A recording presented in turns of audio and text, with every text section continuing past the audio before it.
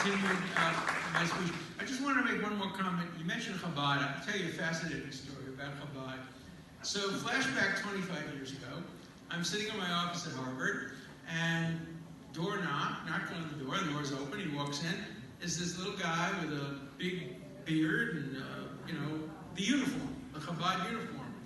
And he says to me, I want to start a Chabad at Harvard, and nobody is willing to listen to me. Everybody's laughing at me. Chabad at Harvard? Ultra-Orthodox? Chabad at Harvard? It can't possibly work, they tell me. I said, I think it can work. And I want to give you several pieces of advice. First, don't do what our Hillel rabbi has tried to do for a few years. Don't try to be smarter than the professors.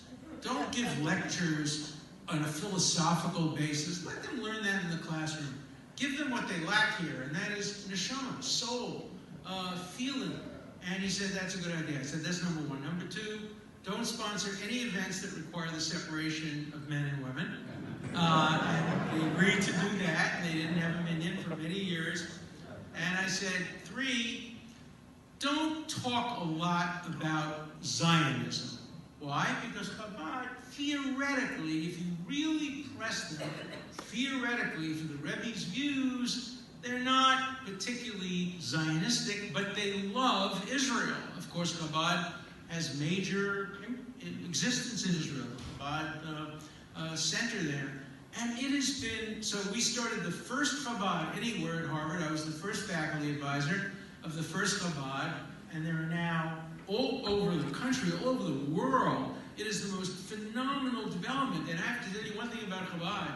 There's no ambivalence about their support for Israel whatsoever. There is no open Chabad.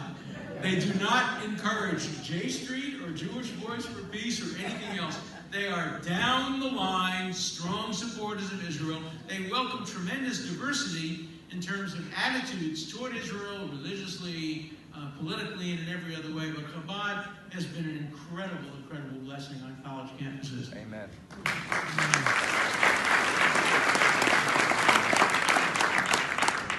I just want to second that. Actually, Chabad has been really integral on Swarthmore's campus. So we're part of the Tri-College Consortium with Bryn Mawr, Haverford, and ourselves. The Chabad is located at Haverford College, and they've been absolutely vital into helping us grow our organization.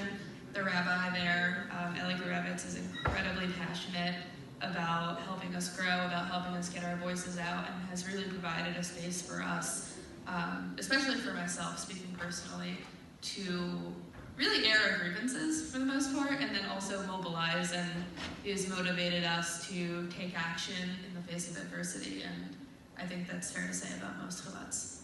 I've asked the Harvard Business School to do they do cases of success, to do a case study of Chabad.